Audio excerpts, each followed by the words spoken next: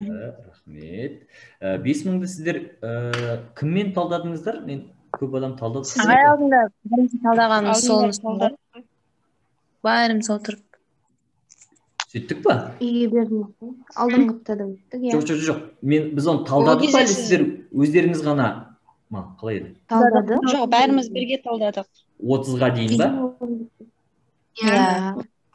Енді қазір 5001. Ешқандай проблема жоқ. 5001. Қазақ тілін ғана, иә? Әдебиетін жасамадыңыздар ғой, солай ғой? Әдебиетін жасадық. Сұрақтары. Енді олар былай ғой, бір рет жалпы логикасын түсініп алсаңыздар, бір 10 вариант жақсылап жасасаңыздар, қалғандар қайталана береді негізі. Шыны бұты да солай болады ғой. Бір-біріне ұқсас болады сұрақтар. Документ ыңғайсыз екен, иә? Я солай жасалған. Оны әрқайсысын өзгеріп отыру ол өте көп уақыт алатын болды, сосын. Нешінші жылға ағай? Бұл 2021, бұл наурыз. Жоқ, қаңтар. 2021 қаңтар. Наурыз бола алмайды ғой, себебі наурыздан ешкім алып шыға алмайды ғой, компьютердің алдында болғандығы үшін. Қағазбен болған жоқ қой. Мен асып кетіп жатқан жоқпын ба, сіздерге көрініп жатыр ма? Асып кетіп жатсам айтыңыздар, иә? Дефицеттегі, бұл емес, терідегі. Где-то 24 сол беттерде болу керек. Құқықтан өттік, әрі қарай басталу керек қой негізі. Басталды. Солға.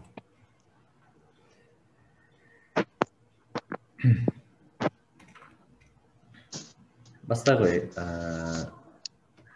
Ең бірінші біз әйгерім бастай ғой. Иә.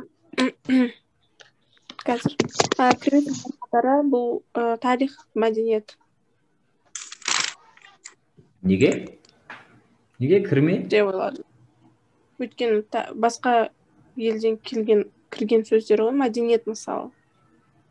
Мәдениет те тарихта арабшадан емес. Солай ма? Иә. Кебеже, жаппа деген қандай сөздер? Тарихи. Иә, жалпы дәл осындай сұрақтардың мен логикасын түсіндірейін. 5 нұсқада бар ғой, 5 түрлі сөз берілген. Мысалы, кебеже, жаппа бұлар тарихи деген дұрыс емес, көнерген сөздер. Көнерген сөздің ішінен өзге екіге бөлінеді, архаизм және историзм. Историзм деген біз айтып тұрған сол тарихи. Мысалы, сіз тарихи десеңіз, ол қате болып қалады, себебі бұлар историзмге емес, бұлар архаизмге жатады ғой. Сондықтан общий атауы, жалпы атауы көнерген сөз дегеніңіз дұрыс болады. Үлескі, өскін деген бұл биология ғылымы, яғни бұл кәсіби. Ят болды ғой, но. Термин. Термин ғой? Термин сөздер, иә. Иә.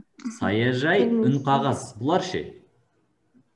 Үн қағаз жаңа сөз. Неологизм. Бұлар неологизмдер. Саяжайды бұрын дача дейтін едік қой, айтып едік қой. Саяжай деген сөз бірнеше сөзге қосылып жаңа сөз жасаған. Мысалы, саяжай, кеме жай, қонақ жай деген секілді. Сұлтан бүркіт. Бұлар? Сұлтан деген көнерген сөз. Бүркіт. Бүркіт деген ол. Бүркіт деген ештеңе емес ол. Ештеңе. Көріңіз бе, қалай шатастыру үшін береді.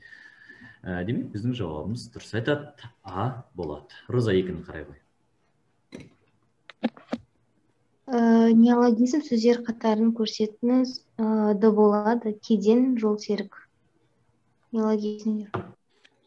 Неге неологизм олар? Жаңадан не істеген ғой. Яғни оқушылар, бұл жердегі мәселе мынау. Бұрын біз таможня деп қолданатын едік. Жарай ма? Бұрын жол серік дегенді проводник деп қолданатын едік. Ол сөздерді алып тастадық та, олардың орнына жаңа сөз қойдық. Кеден және жол серік деген. Демек, сол екеуі жаңа сөз болып, неологизм болып есептеледі. Жарай ма? Әлия, үшті қарай қой. Үнді дауыссыздар қатары. Үнді дауыссыздар бұлар У, И, Н, Р. Уважаю. Аше? Г, Ж, Д, В бұл ұяң дауыстар. ше. Ал мұнда М сосын ың үнді болады да, Г, З ұяң болады. Д. Д түгел қатаң. Ал Еде И ол дауысты дыбыс, К қатаң, Л, М үнді. Болды, түсіндім. Ақбота оқи ғой. Құрамында ашық және қысаң дауыстылар араласып келген сөздер қатары. Бұл жерде абырой және намыс, өйткені А деген ашық болса, бізде қысаң келеді. Намыс дегенде де солай, А деген ашық, қысаң. Мысалы үшін, ашық қысаң, ақ болып келіп тұр ғой. Достық сәйкес келеді, мысалы үшін, алайда ізгілік толығымен қысаң. Солай ғой. Иә. Өркен толығымен ашық. Аха. Білім толығымен қысаң, еңбек толығымен ашық. Тіпті осылай бір сөзін бастағанның өзінде жауап автомат түрде А екендігін білуге болады. Аружан? Білімдегі күрделі сөздердің түрлері. Қазақстан геометриялық орталығы Ұлытаудың маңындағы Кішітауда. Өзі бізде күрделі сөздер Ұлытау және Кішітау біріккен. Ал олар біріккен сөз. Кіріккен деген қалай еді ол? Біріге барып кіріккен ғой. Биыл деген сөз бұл жыл сөзі. Яғни дыбыстық өзгеріске ұшыраған. Ал мынау ұлы тау. Ешқандай дыбыстық өзгеріске ұшырамаған, иә? Ғана біріккен.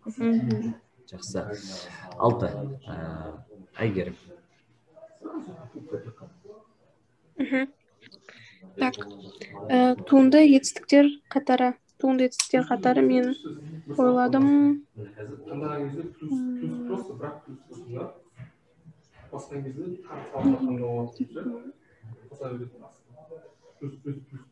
Так.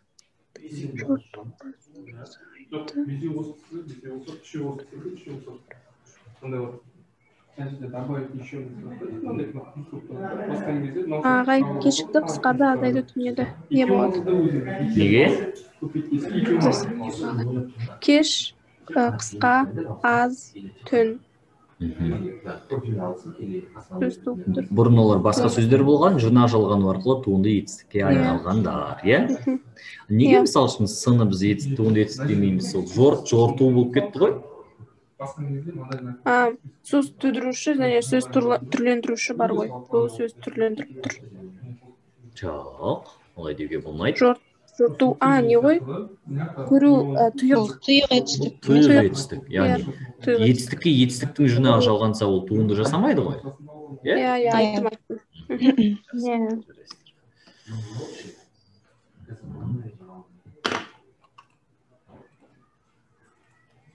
Сұрақ кезегі кімде еді? Розада, иә? Розада. Бейнелеуіш сөз қатысқан сөйлемді көрсетіңіз. Ол кезде мен еден бүйірі соқ-соқ етіп, діңкілдеп әрең тұр. Вариантында тырп-тырп басқан аяқты болып. Шық-шыққа еліктеуіш, салдыргүлдір тоже, өзен суы дауысы болады, еліктеуіш болды. Сонда бейнелеуіш сөз қайсысы бұл жерде? Қара вагон. Бейнелеуіш қайсысы бұл жерде?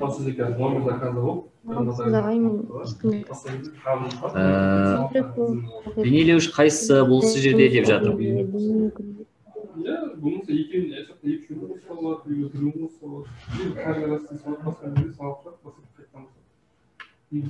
Ағай.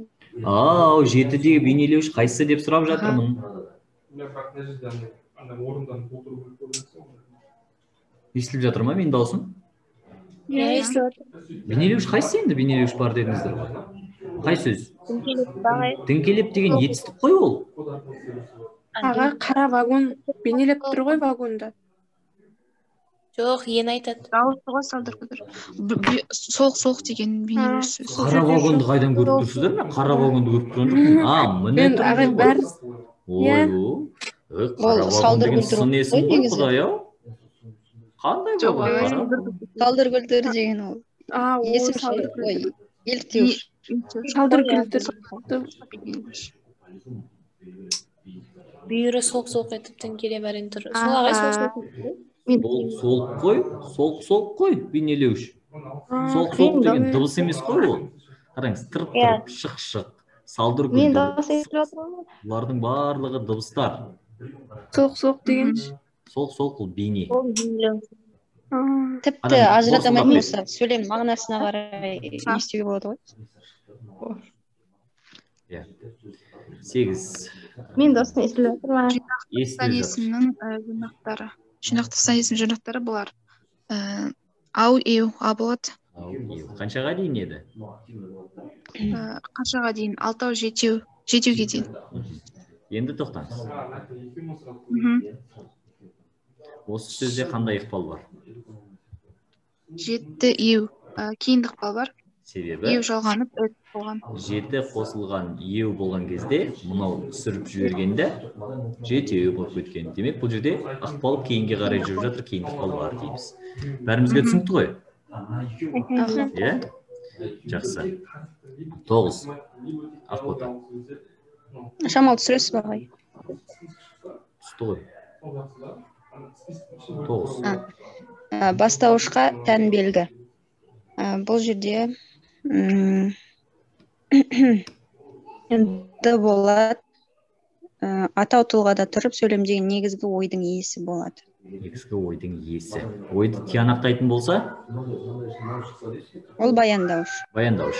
Иелік жағын, Сапалық сандық сандық жағын. ол анықтауыш. Өте жақсы. Анықтауыш. С. Толықтауыш. И. Тұрыңыз. Дұрыс қой, С толықтауыш. Ема. Іс оқиғаның мекені мезгілін қимылсын. Ол пысықтауыш қой, ана үстеу деген болады ғой. 10. Нұржан? Қосымше дұрыс қойылмаған сөйлем. Алдындағы сұрақ қойма. Ағай осы д болады. Ағалар үйде жоқ, олар орман ішіне серуендеуге кеткен еді. Үйге жоқтан кейін үтір қойылады да, олар орман ішіне серуендеуге кеткен еді деп екіншісінен айтады сияқты. Д болады.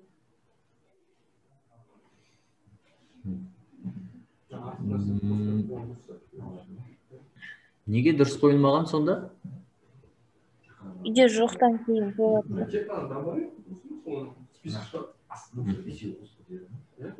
Жақсы. Мына сұраққа таласып едік қой кішкене, иә? Иә. Негізі мына сұрақта бәрібір проблема бар. Себебі салдар мәнісі бірінші тұр ғой? Үйде жоқ. Себебі олар орман ішіне серуендеуге кеткен еді. Дұрыс қойылған негізі бұл жерде. Бұл жақта дұрыс жауап жоқ. Мынау негізі апелляциялық сұрақ. Жарай ма? Кеттік. Айгерім, өмір. Кірме сөз қатысқан нұсқа бұл жерде. Бәден апа қойныма бір уыс кәмпит тағып жіберді. Бұл жерде конфет деген сөз. Конфет деген сөз, кәмпит деген сөз. Жақсы. Естеріңізде болса, кірме сөз бізге екі түрлі келуі мүмкін еді. Не кішкене тілге осылай ауысып келеді, не дәл сол күйінде келеді. Иә? Роза қарай қойған. Бұның үнін естуіне бағынбайтын қосымшасы бар дегенде табыңыз 12 жыл болады. Атпаған миллионға жетеді арбамен. Арбамен бағынбайтын қосымша осы. Қосымшаның қандай түрлері бар еді?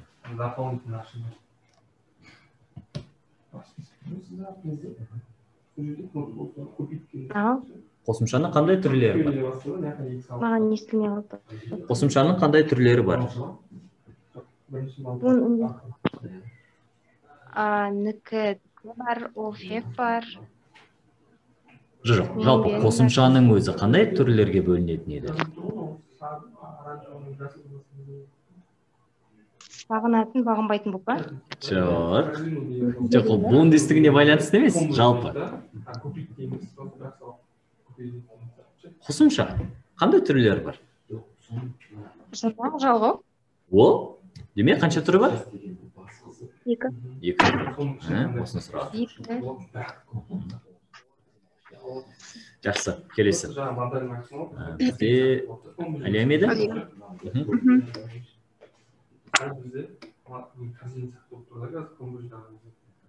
Түбір тұлғасы өзгеріп кірген сөз. Бұл түрегелу. Бұл? Тұрып келу деген сөзден ба? Тұра келу. Тұра келу, иә. Жақсы, болды. 14. Ақбота? Мен ба ағай?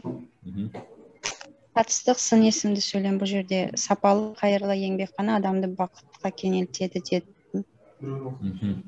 Қатыстық деп сын есімді неге қарай бөлетін едік? Сапалық және қатыстық деп бөлінеді. Сапалық дейін оның сапасын. Сұрағым сол Ақбота. Неге қарай бөлінеді? Мысалы үшін тілге қарай жуан жіңішке болып бөлінетін еді ғой дыбыс. Ал қатыстық сапалық деп неге қарай бөлінеді?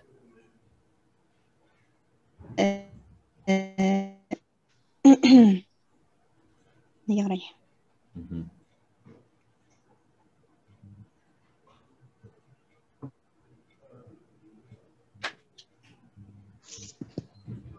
Білмеймін ағай, ұмытып қалдым. Өткен тақырыптарды қайталау керек болып шығар. Неге қарай бөлінетін еді? Мағынасына қарай. Иә, сын есім мағынасына қарай сапалық және қатыстық. Егер сапасын бірден айтатын болса, ол сапалық. Мысалы, қандай? Биік. Сары, қара, ал ойлы дейтін болсақ, мысалы үшін, ойға қатыстырып барып оның қандай екендігін айтады ғой. Сондықтан қатыстық деп атайды. Яғни сапаға қатыстырып барып, қайырға қатыстырып барып береді. Демек, төрттің жауабы болады. Жақсы ма? Сөз туынды болуы мүмкін, бірақ сапалы күйінде қалай беруі мүмкін? Мысалы, өзі туынды, бірақ өзі сапалық сын есім. Бәріңізге сұрақ, жалпы. Өзі туынды, өзі сапалық сын есім. Қызылдау деген сияқтылар ма? Ренжеймін ғой қазір. Ай, сұрақты кері қойшы. Жақсы. Былай. Бірінші шарт. Ол туынды сын есім. Екінші шарт, ол сапалық сын есім. Бір мысал керек. Мен бұны сабақ кезінде айттым, білемін. Иә, бір сөз болады.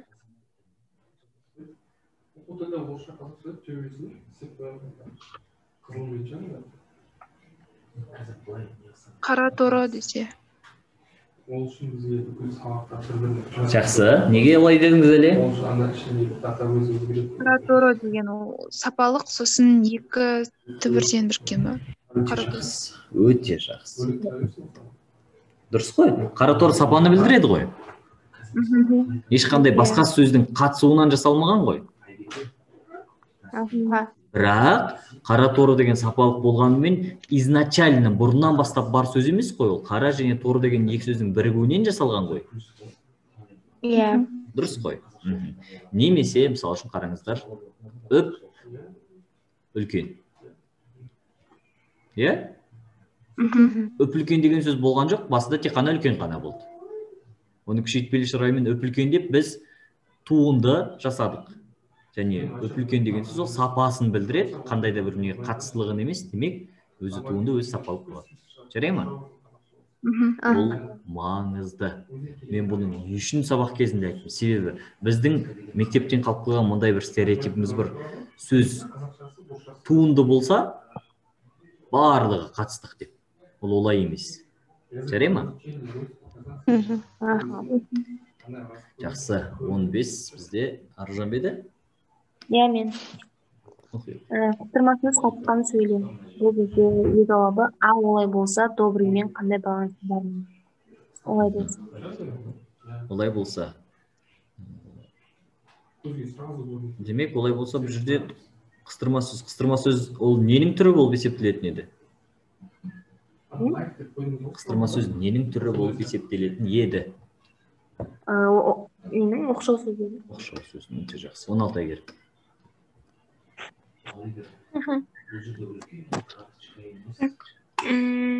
Айқындауыш мүшеге байланысты қойылған сызықша.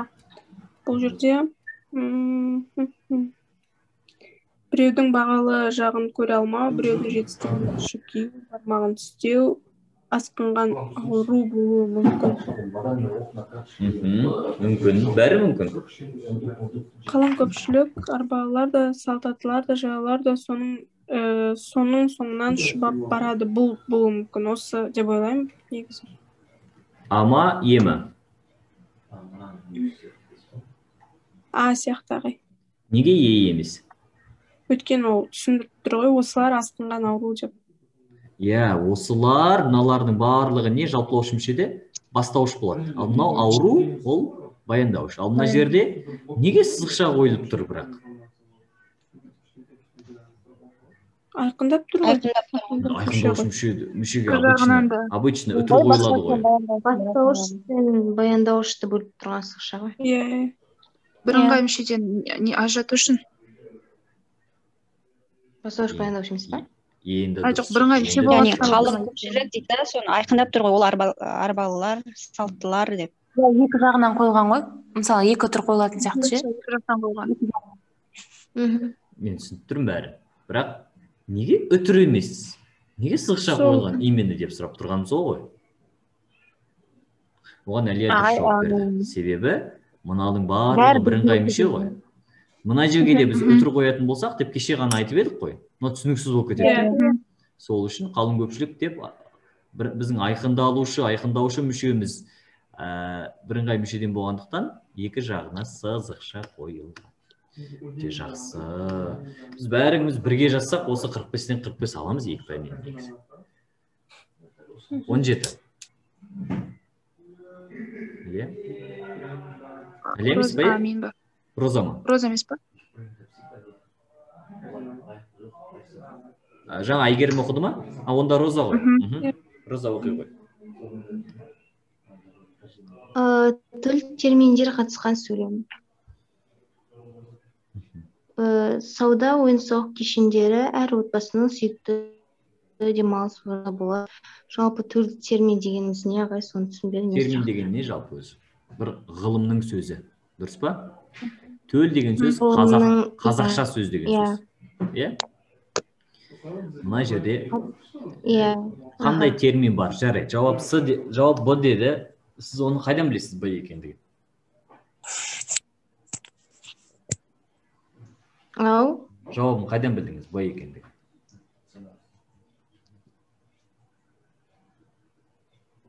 Сұрадым мен төл терминдер. Сұрадым. Жақсы. Қайсы терминдер осы сөзде? Ойын-сауық деген термин бар? Жоқ. Бұл жерде термин. Жоқ, кешен деген. Отбасы және кешен. Кендер. Жарай ма? Отбасы бұл психологияның термині. Психология зерттейді ғой отбасыны. Бірақ біз оны бұрын семья деп қолданатын едік қой. Қазір оны қолданбаймыз да, біз төл термин қолданамыз. Өзіміздің қазақтың терминін. Отбасы деген. Жарай ма? Ағай? Ау. Сонда төл термин деген анау балама сөзбен ауыстыру деген осы төл терминдер ғой, иә? Солай деп қабылдаған дұрыс. Яғни термин болу керек және қазақша болу керек қой. Жарай ма? Мысалы, кешен деген ол комплекс деген алынғанда, ол қазақша кешен қылып істеген, иә? Дұрыс. Түсіндіңіздер ғой? 18. Дұрыс жазылған кірме сөз. Бұл А болады, танкілер. Неге? Танкілер. Неге жауап Д емес? Ол жерде танкілер танкылар деп айтпаймыз, танкілер емес. Жақсы. Осы жерде қандай ықпал бар? Танкілер. Танкілер. Қазір. Танкілер. Оқылған кезде танкілер деп оқылған сияқты болып. Сол жағынан ба ықпал? Танкілер. Жоқ, басқа жағынан сұрап тұрмын. Бәріңізге ортақ сұрақ болсын ендеше. Танкілер. Осы жерде қандай ықпал бар? Киінді ме? К-ға айналған ағай, танкілер. Танкілер дейміз ғой. Олай деп айтпаймыз. Танкілер. Танкілер. түсіп қалмай ма? не ма к деген ой қатаң болып тұр да л деген қосылады ғой. Жай ғана ол дұрысында негізі танк деген ғана сөз еді ғой. Оған қосылып тұр. Ың болып тұр ма? Танкі деген сияқты асылады ғой ағай.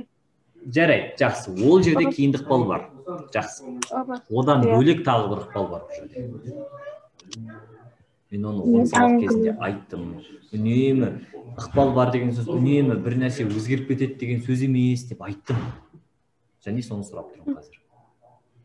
Оның несі шығар? А мен Е мысалы. Ол бұның үндестігі ғой. Мен ықпал сұрап не емес па? К мен Л-ға байланысты емес па ғой? К мен Л-ның бір-біріне қандай қатысы бар? К дегеніміз ол қатаң. Л дегеніміз вообще үнді. Қатаң деген үнді жалған алмайды ғой.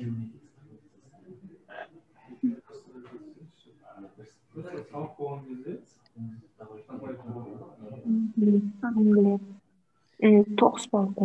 Ана ың мен к болмай ма ағай? Сол кезде андай ғой. Типа қатанды талап ете ма? Сол дүние ма? Жоқ. Танк дегенде тоғыспалы жоқ па? Ң мен к. Ың мен к болып. Танк. Г болып кетпейді ғой? Таңғы болып кетпейді ғой? Тәңгілер. Тәңгілер емес қой енді. Бұлай айтпаймыз ғой. Бұл жердегі мәселе бұлай оқушылар. Мана негізі Ақботаның жалпы ойы дұрыс болды. Біз танкпен егер к болып аяқтасақ, біз танклер деп айтпас едік. Біз танктер деп айтушы едік. Дұрыс қой.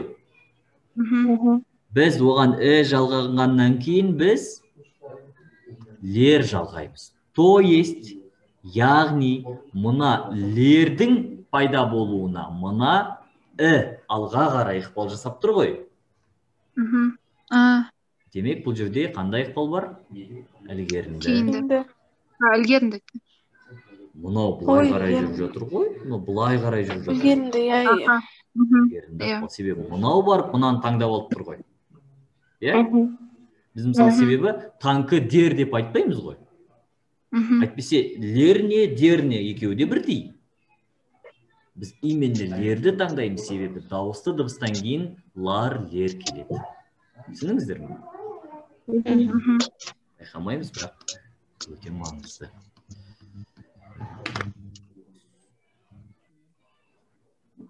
Сұрақ кезегі кімге еді? 19. Ақботада. Менде ғой. Бастаймын. Пысықтауыш қызметіндегі қимылсын істеу дейді. Үнемі от шашып тұратын көзі қып-қызыл. Яғни, қандай көзі болса, үнемі от шашып тұратын көзі. Қимылсын. Жақсы.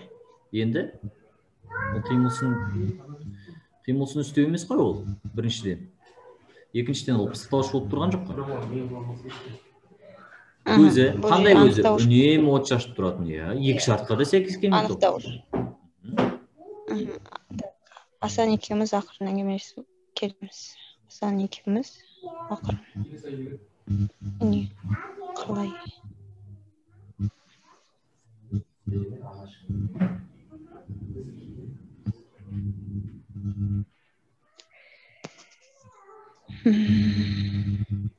Жұмысын жасамадыңыз ба? Ағай, мен білмеймін.